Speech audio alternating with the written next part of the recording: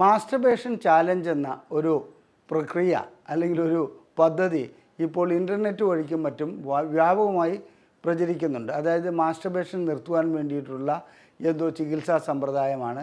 അങ്ങനെ മാസ്റ്റർബേഷൻ നിർത്തിക്കഴിഞ്ഞാൽ ശരീരത്തിന് ഒട്ടനവധി ഗുണങ്ങളുണ്ടാവും. ഇതെല്ലാമാണ് അതുവഴിക്ക് പ്രചരിപ്പിക്കുന്നത്. കഴിഞ്ഞ ആഴ്ച ISRMൽ ഒരു പേഷ്യൻ്റ് വരികയുണ്ടായി. അദ്ദേഹം 90 ദിവസത്തെ മാസ്റ്റർബേഷൻ ചാലഞ്ച് എടുത്തിട്ട് ഏതാണ്ട് 40 ദിവസത്തോളം അദ്ദേഹത്തിന് പൂർത്തീകരിക്കുവാൻ കഴിഞ്ഞുള്ളൂ. 41ാമത്തെ ദിവസം അദ്ദേഹത്തിന് സ്വയംഭോഗം ചെയ്യേണ്ടി വന്നു. ഇതിൻ്റെ കുറ്റബോധം കൊണ്ട് മാത്രമല്ല വന്നിരിക്കുന്നത്, അദ്ദേഹത്തിന് ശീഘ്രസ്ഖലനം ഭാവിയിൽ ഉണ്ടാകാതിരിക്കുവാൻ വേണ്ടി ഈ ഏതെങ്കിലും രൂപത്തിൽ ഈ മാസ്റ്റർബേഷൻ ചാലഞ്ച് തുടരുവാൻ സാധിക്കുമോ, അതിനുള്ള മരുന്നുകൾ എന്തെങ്കിലും ഉണ്ടോ എന്നുള്ളതാണ് ഇദ്ദേഹം ചോദിക്കുന്നത്. വാസ്തവത്തിൽ എന്താണ് സ്വയംഭോഗം? സ്വയംഭോഗം കൊണ്ട് ഈ ശരീരത്തിന് വല്ല ദോഷവും ഉണ്ടാകുന്നുണ്ടോ? ലൈംഗികമായി വല്ല തകരാറുകളും ഉണ്ടാകുന്നുണ്ടോ? എന്താണ് ഇതിൻ്റെ യഥാർത്ഥ പ്രശ്നം? നാം ധരിച്ചു വച്ചിരിക്കുന്നത് എന്താണ്? ഇത്തരം ധാരണകളെക്കുറിച്ചും തെറ്റിദ്ധാരണകളെക്കുറിച്ചും ഞാൻ ഇന്ന് നിങ്ങളോട് വിശദമായി ചർച്ച ചെയ്യാം.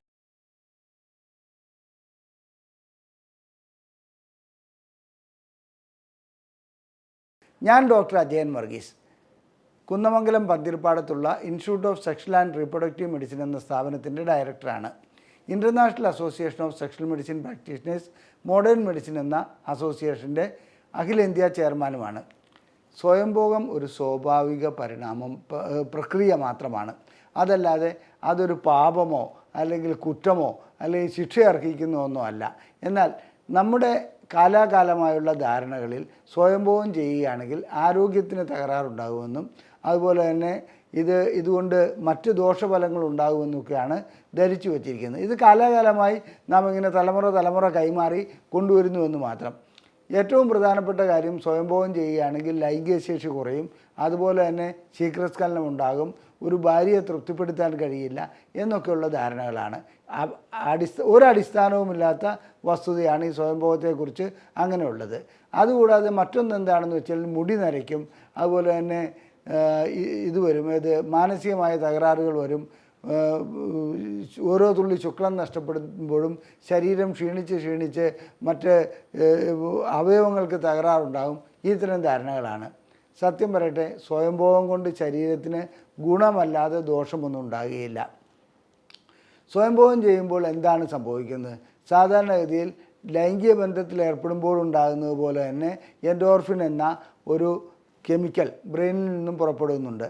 ഇത് ശരീരത്തിലെ രക്തചംക്രമണം കൂട്ടുന്നുണ്ട്, അതുപോലെ തന്നെ ശരീരത്തിന് വേണ്ട ഉന്മാദം നൽകുന്നുണ്ട്. ഇതുകൂടാതെ തന്നെ ശരീരത്തിൽ അസ്വസ്ഥതകളുണ്ടെങ്കിൽ അതിന് പരിഹരിക്കാൻ പറ്റുന്ന ഒരു എൻഡോജീനിയസ് ആയിട്ടുള്ള ഒരു മോർഫിൻ തന്നെയാണത്. ആ രീതിയിലുള്ള പ്രവർത്തനങ്ങളിലേക്ക് അത് വരുന്നുണ്ട്. മാത്രമല്ല ഈ ലൈംഗികമായിട്ടുള്ള പിരിമുറുക്കം ഇല്ലാതാകുന്നു, മറ്റ് കാര്യങ്ങൾ ശ്രദ്ധ കേന്ദ്രീകരിക്കുവാൻ കഴിയുന്നു. എപ്പോഴും ഈ ലൈംഗികതയോടുള്ള അതായത് പ്രവണത ഇങ്ങനെ നിലനിൽക്കുകയാണ്, സ്വയംഭോഗം ചെയ്യുന്നില്ലെങ്കിൽ ആ രീതിയിലുള്ള ചിന്തകൾ മാത്രമേ വന്നുകൊണ്ടിരിക്കുകയുള്ളൂ. ബ്രെയിനൊരു റെസ്റ്റ് അവിടെ ലഭിക്കുന്നില്ല. സ്വയംഭോഗം ചെയ്യുന്നതുകൊണ്ട് ശരീരത്തിന് മറ്റു രീതിയിലുള്ള ദോഷങ്ങളുണ്ടാകും എന്നുള്ള ധാരണകൾ ഞാൻ പറഞ്ഞു കഴിഞ്ഞു. ഈ കൂട്ടത്തിൽപ്പെട്ട ഈ മാനസികമായിട്ടുള്ള തകരാറുണ്ടാകുകയല്ല, മാനസികമായിട്ടുള്ള ഉല്ലാസം, സന്തോഷം ലഭിക്കുകയാണ് ചെയ്യുന്നത്. പിന്നീട് സെക്ഷുവാലിറ്റി ഡെവലപ്പ് ചെയ്യുന്നതിന് സ്വയംഭോഗം നല്ലൊരു ഘടകമാണ്, അതായത് നല്ലൊരു പ്രവൃത്തിയാണ്. സ്വയംഭോഗം ചെയ്യുന്നതോടെ ലൈംഗികമായിട്ടുള്ള വളർച്ച ഉണ്ടാകുന്നുണ്ട്. തലച്ചോറിൽ ലൈംഗികതയെക്കുറിച്ചുള്ള സെൻറ്ററുകൾ കുറച്ചുകൂടെ ആക്റ്റീവ് ആകുന്നുണ്ട്. ഇനി സ്വയംഭോഗം ചെയ്യാത്ത വ്യക്തികളെ സംബന്ധിച്ചിടത്തോളം എന്തെങ്കിലും പ്രത്യേകിച്ചൊരു ഗുണമുള്ളതായി കാണപ്പെട്ടിട്ടില്ല. ശുക്ലം എന്തായാലും ഉണ്ടായിക്കൊണ്ടിരിക്കും, അതുപോലെ ലൈംഗിക ആഗ്രഹം എപ്പോഴും വന്നുകൊണ്ടിരിക്കും. അല്ലെങ്കിൽ നമുക്ക് എന്തെങ്കിലും തകരാറുണ്ടെങ്കിൽ മാത്രമേ സ്വയംഭോഗം ചെയ്യാനുള്ള പ്രവണത വരാതിരിക്കുകയുള്ളൂ. എന്നാൽ സെമിറ്റിക് മതങ്ങളിൽ, അതായത് ക്രിസ്ത്യൻ, ജൂത, മുസ്ലിം മതങ്ങളിൽ സ്വയംഭോഗം ഒരു പാപമായിട്ടാണ് കാണപ്പെടുന്നത്. അതിനെ ആ രീതിയിലാണ് വിശദീകരിക്കുന്നത്. മറ്റ് പല മതങ്ങളിലും ആയുർവേദത്തിലൊക്കെ എടുക്കുകയാണെങ്കിൽ ആയുർവേദത്തിലും സ്വയംഭോഗം കൊണ്ട് ഒത്തിരി ശാരീരികമായ ദോഷമുണ്ടാകുമെന്ന് പറയുന്നുണ്ട്. അതേസമയത്ത് പാപമായിട്ട് അത് കണക്കിലെടുക്കപ്പെടുന്നില്ല എന്ന് മാത്രം. സ്വയംഭോഗം ഒരു രീതിയിലും ശരീരത്തിന് ദോഷം ചെയ്യുന്നതെന്നല്ല. എന്നാൽ എവിടെയാണ് ശരീരത്തിന് ദോഷം ചെയ്യുന്നത്? ചിലർക്കിത് കമ്പൾസീവ് ഡിസോർഡറായി മാറാറുണ്ട്. കമ്പൾസീവ് ഡിസോർഡർ എന്ന് പറഞ്ഞാൽ ആവശ്യത്തിൽ കൂടുതൽ ഇങ്ങനെ സ്വയംഭോഗം ചെയ്തുകൊണ്ടേയിരിക്കുക, അത് ശരീരത്തിന് ദോഷം ചെയ്യും. അത് ഏത് പ്രവൃത്തിയാണെങ്കിലും അധികമായാൽ അമൃതും വിഷമെന്നാണല്ലോ പറയുന്നത്. ആ രൂപത്തിലേക്കുള്ള ഒരു ഇത് മാത്രമേ ഉള്ളൂ. പിന്നീട് സ്വയംഭോഗം ചെയ്യുന്നത് ഏതെങ്കിലും ഉപകരണങ്ങൾ ഉപയോഗിച്ചാണെങ്കിൽ ആ ഉപകരണങ്ങൾ വേണ്ടത്ര ഇല്ലാത്തതാണെങ്കിലോ അതുപോലെ തന്നെ അത് ക്ഷതമേൽപ്പിക്കുന്നതാണെങ്കിൽ തീർച്ചയായിട്ടും സ്വയംഭോഗം ചെയ്യുകയാണെങ്കിൽ പ്രോബ്ലംസ് ഉണ്ടാകാറുണ്ട്, പ്രശ്നങ്ങൾ ഉണ്ടാകാറുണ്ട്. അത് ആ രീതിയിൽ അതിനെക്കുറിച്ച് ബോധവാന്മാരാക്കുകയാണ് വേണ്ടത്, അല്ലാണ്ട് സ്വയംഭോഗം ഇല്ലാണ്ടാക്കുകയല്ല ചെയ്യേണ്ടത്. പിന്നീട് സ്വയംഭോഗം വേറൊരു രൂപത്തിലുണ്ട്. കമഴ്ന്ന് കിടന്നിട്ട് ചില കുട്ടികൾ റബ്ബ് ചെയ്യുന്ന അവസ്ഥ വരുന്നുണ്ട് ബെഡിലേക്ക്. അങ്ങനെ റബ്ബ് ചെയ്യുന്ന വ്യക്തികളെ സംബന്ധിച്ചിടത്തോളം അതിനോട് അഡിക്ഷൻ വരികയും വിവാഹം കഴിയുന്ന സമയത്ത് ഭാര്യയുമായി ബന്ധപ്പെടാൻ കഴിയാത്ത ഒരവസ്ഥയിലേക്ക് അവർ പോകാറുണ്ട്. അതല്ലാതെ സ്വയംഭോഗത്തിന് ആ രീതിയിലുള്ളൊരു തകരാറ് കാണപ്പെടുന്നു, വേറൊരു രീതിയിലുള്ള തകരാറും കാണപ്പെടുന്നില്ല. നോർമലായിട്ട് സ്വയംഭോഗം ചെയ്യുന്ന വ്യക്തികളെ സംബന്ധിച്ചിടത്തോളം അവിടെ ഒരു പ്രശ്നവും ഉടലെടുക്കുന്നില്ല. എന്നാൽ ചില വ്യക്തികളിൽ അവർക്ക് ഭാര്യമാരിൽ നിന്ന് ലഭിക്കുന്നതിനേക്കാൾ കൂടുതൽ അനുഭൂതി അവരുടെ മനോരാജ്യം വഴിക്ക്, അവരിങ്ങനെ സങ്കല്പം വഴിക്ക്, അവർക്ക് സ്വയംഭോഗം വഴിക്ക് ലഭിക്കുന്നുണ്ട്. ഇത്തരം വ്യക്തികൾക്ക് വിവാഹ ശേഷം ചികിത്സ ചിലപ്പോൾ ആവശ്യമായി വരാറുണ്ട്. അവരെ സംബന്ധിച്ച് സ്ത്രീകളോടുള്ള താല്പര്യം തീരെ ഉണ്ടാകില്ല. അവരുടെ ബിഹേവിയർ ആ രൂപത്തിൽ പരിണമിച്ചിരിക്കുകയാണ്. അവരെ സംബന്ധിച്ചിടത്തോളം സ്വയംഭോഗം മാറ്റി ലൈംഗിക ബന്ധത്തിലേക്ക് കൊണ്ടുവരികയാണെങ്കിൽ ഒരു പരിധിവരെ പരിഹാരമുണ്ടാക്കാൻ കഴിയും. എന്നിരുന്നാലും ചില വിവാഹിതർ ലൈംഗിക ബന്ധത്തേക്കാൾ കൂടുതൽ അനുഭൂതി സ്വയംഭോഗത്തിൽ ലഭിക്കുന്നതായി കാണപ്പെടാറുമുണ്ട്. ഇതിന് ഒരു രൂപത്തിലാണെങ്കിലും മറ്റൊരു രൂപത്തിലുള്ള ചികിത്സയും ആവശ്യമാണ്. ഇനി എത്രാമത്തെ വയസ്സിലാണ് മനുഷ്യൻ സ്വയംഭോഗം ചെയ്യുന്നത്? അത് ഗർഭപാത്രത്തിലുള്ള കുട്ടികൾ പോലും സ്വയംഭോഗം ചെയ്യുന്നതായി കണ്ടുവരുന്നുണ്ട്. അതിനുശേഷം ഫാലിക് സ്റ്റേജ് എന്ന് പറഞ്ഞൊരു 3 വയസ്സ് മുതൽ 6 വയസ്സ് വരെയുള്ള സ്റ്റേജുണ്ട്. ആ സ്റ്റേജിൽ സ്വയംഭോഗം ചെയ്യുന്നതായി കാണുന്നുണ്ട്. അത് വളരെ തീവ്രമായിട്ടുള്ള സ്വയംഭോഗമാണ് ഫാലിക് സ്റ്റേജിൽ കാണപ്പെടുന്നത്. 3 വയസ്സ് മുതൽ 6 വയസ്സ് വരെയുള്ള കുട്ടികളെ ശ്രദ്ധിക്കുകയാണെങ്കിൽ അവരുടെ കൈകൾ എപ്പോഴും ജനനേന്ദ്രിയത്തിലേക്ക് പോകുന്നത് കാണാം. പെൺകുട്ടികളാവട്ടെ ആൺകുട്ടികളാവട്ടെ. അതുപോലെ തന്നെ ലൈംഗികമായിട്ടുള്ളൊരു തീവ്ര അനുഭൂതി ഉണ്ടാകുന്ന ഒരു പ്രായമാണത്. 6 വയസ്സിന് ശേഷം പിന്നെ അഡോളസൻ്റ് പ്രായത്തിലേക്ക് വരുമ്പോഴാണ് കൂടുതലായും സ്വയംഭോഗത്തിലേക്ക് വരുന്നത്. അങ്ങനെയുള്ള അവസ്ഥകൾ എല്ലാ വ്യക്തികളിലും തന്നെ കാണപ്പെടുന്നുണ്ട്. ആരെങ്കിലും സ്വയംഭോഗം പാപചിന്ത കൊണ്ടോ അല്ലെങ്കിൽ കുറ്റബോധം കൊണ്ടോ ചെയ്യാതിരിക്കുകയാണെങ്കിൽ അവർക്കാണ് മാനസിക പ്രശ്നങ്ങൾ ഉണ്ടാകുന്നത്, അല്ലാതെ സ്വയംഭോഗം ചെയ്യുന്ന വ്യക്തികൾക്കല്ല. ഇതിൻ്റെ അർത്ഥം എല്ലാവരും എപ്പോഴും സ്വയംഭോഗം ചെയ്തുകൊണ്ടിരിക്കണമെന്നല്ല. ലൈംഗികതയെ നിയന്ത്രിക്കാൻ കഴിയുന്നു എന്നുണ്ടെങ്കിൽ, അതിനെ കൺട്രോൾ ചെയ്യാൻ കഴിയുന്നു എന്നുണ്ടെങ്കിൽ സ്വയംഭോഗം ഇല്ലാതെ കഴിയുമോ എന്നുള്ളൊരു ചോദ്യമുണ്ട്. അത് കഴിയുന്ന കാര്യമല്ല. ലൈംഗികത അങ്ങനെ നിയന്ത്രിക്കാൻ പറ്റുന്ന ഒരു കാര്യമല്ല.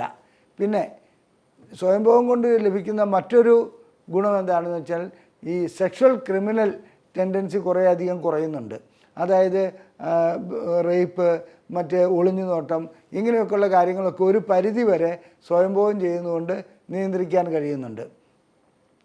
ഇനി ഇത് പാപമാണെന്നുള്ള ഒരു ചിന്ത നമ്മളിൽ വന്നിരിക്കുന്നതിന് ഞാൻ നേരത്തെ സൂചിപ്പിച്ചു, കാലാകാലമായി നമ്മളിൽ ഇത് അടിഞ്ഞുകൂടിയിട്ടുണ്ട്. ആ അടിഞ്ഞുകൂടിയിരിക്കുന്നത് തലമുറ കൈമാറി ഇങ്ങനെ വരുന്നതുമാണ്. അങ്ങനെയുള്ളൊരു പാപചിന്ത ഉള്ളതുകൊണ്ട് ചില പുരോഹിതന്മാർ സ്വയംഭോഗത്തെക്കുറിച്ച് കടുത്ത പാപം ലഭിക്കും, അങ്ങനെ ആ ശിക്ഷ ലഭിക്കും, ഈ ശിക്ഷ ലഭിക്കും എന്നൊക്കെ പറയുന്നതോടുകൂടി ഭയചകിതരായി സ്വയംഭോഗം ചെയ്യുമ്പോൾ വീണ്ടും കുറ്റബോധം ഉണ്ടാകാറുണ്ട്. എൻ്റെ അനുഭവത്തിൽ ചില പുരോഹിതന്മാർ പോലും സ്വയംഭോഗം ചെയ്യുകയും അവരുടെ വിശ്വാസികളെ സ്വയംഭോഗം ചെയ്യരുതെന്ന് ഉത്ബോധിപ്പിക്കുകയും ചെയ്യുന്ന അവസ്ഥ കണ്ടുവരുന്നുണ്ട്. വാസ്തവത്തിൽ എന്താണ് ഇതിന് പരിഹാര മാർഗമെന്നുള്ളത് നമുക്ക് മതപരമായ കാര്യങ്ങളിൽ നമ്മൾ ഇടപെടുന്നത് ശരിയല്ല. അത് മതപരമായ വിശ്വാസം അങ്ങനെ പോകട്ടെ. പക്ഷേ സ്വാഭാവികമായിട്ടും നാം കണക്ക് എടുക്കുകയാണെങ്കിൽ എല്ലാ വ്യക്തികളും തന്നെ, അത് വിശ്വാസിയാവട്ടെ അവിശ്വാസിയാകട്ടെ, സ്വയംഭോഗം ചെയ്യുന്നതായി കാണാം. അതിൻ്റെ തെറ്റുകുറ്റങ്ങളെക്കുറിച്ച് ഇവിടെ ഞാൻ പറയുന്നില്ല. ശാരീരികമായി ഇതിന് ഗുണമേ ഉള്ളൂ, ലൈംഗികമായി ഇതിന് ഗുണമേ ഉള്ളൂ. അതല്ലാതെ അമിതമാകുന്നില്ലെങ്കിൽ, അതായത് ഒരു കമ്പൾസീവ് ഡിസോർഡർ ആകുന്നില്ലെങ്കിൽ സ്വയംഭോഗം നല്ലൊരു കാര്യമാണ്. പിന്നെ ഈ മാസ്റ്റർബേഷൻ ചാലഞ്ച്, ഈ ചാലഞ്ച് കൊണ്ട് എടുത്തു പറയത്തക്ക എന്ത് ഗുണമാണ് ലഭിക്കുന്നതെന്ന് എനിക്ക് മനസ്സിലാകുന്നില്ല. ഇങ്ങനെ ഇൻ്റർനെറ്റിൽ കാണുന്നു, ഓരോന്ന് ഫോളോ ചെയ്യുന്നു, അതിനുശേഷം എന്നാണെന്ന് വെച്ചാൽ കുറച്ചുകൂടി കുറ്റബോധം ഉണ്ടാക്കി കൊടുക്കുക, അല്ലെങ്കിൽ താനൊരു പരാജയമാണല്ലോ എന്നുള്ളൊരു തോന്നലുണ്ടാക്കി കൊടുക്കാൻ മാത്രമേ അതിന് കഴിയുള്ളൂ. സ്വയംഭോഗം നിർത്തുവാൻ ഒരു മരുന്നുമില്ല, അതിനൊരു ചികിത്സയുമില്ല. അതൊരു സ്വാഭാവികമായിട്ടുള്ള പരിണാമം മാത്രമാണെന്നുള്ളത്, പ്രക്രിയയാണെന്ന് മാത്രം പറഞ്ഞുകൊള്ളട്ടെ. ഇനി ഒരു സ്വയംഭോഗം ചെയ്തുകൊണ്ട് ലൈംഗികമായിട്ടുള്ള അവയവങ്ങൾക്ക് ഉപകരണങ്ങളൊന്നും ഉപയോഗിക്കാതെ ചെയ്യുകയാണെങ്കിൽ പ്രത്യേകിച്ച് ദോഷങ്ങളൊന്നും ഉണ്ടാകാറില്ല. കമ്പൾസീവ് ഡിസോർഡർ, അതായത് സ്വയംഭോഗം ചെയ്തുകൊണ്ടേയിരിക്കണം അല്ലെങ്കിൽ അമിതമായ സ്വയംഭോഗമാണെങ്കിൽ അത് ചികിത്സയ്ക്ക് വിധേയമാക്കേണ്ടതുണ്ട്. ആ ചികിത്സ കൗൺസിലിംഗ് വഴിക്ക് കഴിയുന്നതാണ്. അതുപോലെ തന്നെ അവരെ സംബന്ധിച്ചിടത്തോളം മരുന്നുകളില്ലാതെ തന്നെ ചില മെത്തേഡുകളുണ്ട്. അവരെ സംബന്ധിച്ചിടത്തോളം ഏത് സമയത്താണ് അവർ കൂടുതലായി ഇങ്ങനെ സ്വയംഭോഗം ചെയ്യേണ്ടി വരുന്നത്, അതായത് ഒറ്റയ്ക്കിരിക്കുന്ന ഒരു അവസ്ഥയിൽ കൂടുതലായി സ്വയംഭോഗം ചെയ്യും. മറ്റു കാര്യങ്ങളിൽ ഇടപെടാതിരിക്കുന്ന, അതായത് അത്തരം സാഹചര്യങ്ങൾ ഏതാണോ നാം സൃഷ്ടിക്കുന്നത് ആ സാഹചര്യങ്ങൾ ഒഴിവാക്കുകയാണെങ്കിൽ ഈ കമ്പൾഷൻ അതിൽ നിന്ന് മാറ്റിയെടുക്കാൻ കഴിയും. അത് അത്ര എളുപ്പമുള്ള കാര്യമല്ലെങ്കിൽ കൂടി അവരെ സംബന്ധിച്ചിടത്തോളം അതായത് ഏതെങ്കിലും കുടുംബകാര്യങ്ങളിൽ ഇടപെടുക, അതുപോലെ തന്നെ മറ്റ് വായനയിൽ ഏർപ്പെടുക, പിന്നെ നീലച്ചിത്രങ്ങൾ കാണാതിരിക്കുക. പ്രത്യേകിച്ച് നീലച്ചിത്രങ്ങൾ കാണുകയാണെങ്കിൽ സ്വയംഭോഗം ചെയ്യാനുള്ള പ്രവണത കൂടി വരും. അങ്ങനെ നീലച്ചിത്രങ്ങൾ കാണുന്നതുകൊണ്ട് വീണ്ടും വീണ്ടും നീലച്ചിത്രങ്ങൾ കണ്ടാൽ മാത്രമേ ലൈംഗിക ബന്ധം സാധിക്കൂ എന്നുള്ളൊരു അവസ്ഥയിലേക്ക് വരും. നീലച്ചിത്രങ്ങളെ ഒഴിവാക്കുന്നതാണ് ഈ കാര്യത്തിൽ കമ്പൾസീവ് വരികയാണെങ്കിൽ, ഡിസോർഡർ വരികയാണെങ്കിൽ ചെയ്യേണ്ടത്. ഒരു കാര്യം കൂടിയുണ്ട്, നീലച്ചിത്രങ്ങൾ ഒരിക്കലും ലൈംഗികമായിട്ടുള്ള ശേഷി കൂട്ടുകയല്ല, ശേഷി ഇല്ലാതാക്കുകയാണ് ചെയ്യുന്നത്. ശേഷിക്കുറവിൻ്റെ ഒരു പ്രധാന കാരണം നീലച്ചിത്രങ്ങൾ തന്നെയാണ്. ഇനി സ്വയംഭോഗത്തെ സംബന്ധിച്ചിടത്തോളം ഒരിക്കൽ സ്വയംഭോഗം ചെയ്തു കഴിഞ്ഞാൽ അത് വീണ്ടും വീണ്ടും ചെയ്യണമെന്നുള്ള ആവൃത്തി വരുന്നുണ്ടെങ്കിൽ ഒരു പരിധി വരെ നമ്മെ സംബന്ധിച്ചിടത്തോളം എന്നാണെന്ന് വിവാഹപ്രായമായിട്ടുണ്ടെങ്കിൽ വിവാഹം കഴിക്കുന്നത് തന്നെയാണ് നല്ലത്. ചുരുക്കി പറഞ്ഞാൽ സ്വയംഭോഗം അത്ര എളുപ്പം നിയന്ത്രിക്കുവാൻ കഴിയുന്ന കാര്യമല്ലെങ്കിൽ കൂടി നമ്മൾ ചില രീതികളിലേക്ക് വരികയാണെങ്കിൽ, അതായത് കുറച്ച് ലേറ്റായിട്ട് ഉറങ്ങുന്ന അങ്ങനെ പ്രവണതകളുണ്ടെങ്കിൽ ഏതെങ്കിലും ജോലിയിൽ തൽപരരാകുക, അതുപോലെ തന്നെ മറ്റു രീതിയിലുള്ള ചിന്തകളിൽ നാം നിയന്ത്രണം ഏർപ്പെടുത്തുക, ഇങ്ങനെയൊക്കെ ചെയ്യുകയാണെങ്കിൽ സ്വയംഭോഗത്തിന് ഒരു പരിധി വരെ, അമിതമായ സ്വയംഭോഗത്തിന് ഒരു പരിധി വരെ നിയന്ത്രണം ഏർപ്പെടുത്തുവാൻ കഴിയും. നിങ്ങൾക്ക് സ്വയംഭോഗം നിർത്തണമെന്നുണ്ടെങ്കിൽ അതിനുള്ള മാർഗനിർദ്ദേശങ്ങൾ ഞങ്ങൾ നൽകുന്നതാണ്. ഞങ്ങൾ അതിനുള്ള ചികിത്സ നൽകുന്നുണ്ട്. എന്നാൽ ഈ സ്വയംഭോഗം നിർത്തുക എന്നുള്ള കാര്യത്തിന് നിങ്ങൾ ഏതെങ്കിലും അശാസ്ത്രീയമായ മെത്തേഡുകൾ പരീക്ഷിക്കുന്നത് ഒട്ടും നല്ലതല്ല. ചികിത്സ ആവശ്യമുണ്ടെങ്കിൽ നിങ്ങൾക്ക് ഇവിടെ കാണിച്ചിരിക്കുന്ന നമ്പറിൽ കോൺടാക്റ്റ് ചെയ്യാവുന്നതാണ്. അതുപോലെ തന്നെ ഞങ്ങളുടെ ബുക്ക്ലെറ്റുകൾ സൗജന്യമായി ലഭിക്കുവാൻ ISRM എന്ന് വാട്സപ്പ് ചെയ്ത് ഈ നമ്പറിൽ അയച്ചാൽ ഞങ്ങൾ നിങ്ങൾക്ക് ഞങ്ങളുടെ ബുക്ക്ലെറ്റുകൾ സൗജന്യമായി അയച്ചു നൽകുന്നതാണ്. ഞങ്ങളുടെ ഈ വീഡിയോ നിങ്ങൾക്ക് ഇഷ്ടപ്പെട്ടുവെങ്കിൽ അത് ഷെയർ ചെയ്യുക, നിങ്ങളുടെ അഭിപ്രായങ്ങൾ കമൻറ്റ് ബോക്സിൽ രേഖപ്പെടുത്തുക, ലൈക്ക് ചെയ്യുക. നന്ദി, നമസ്കാരം.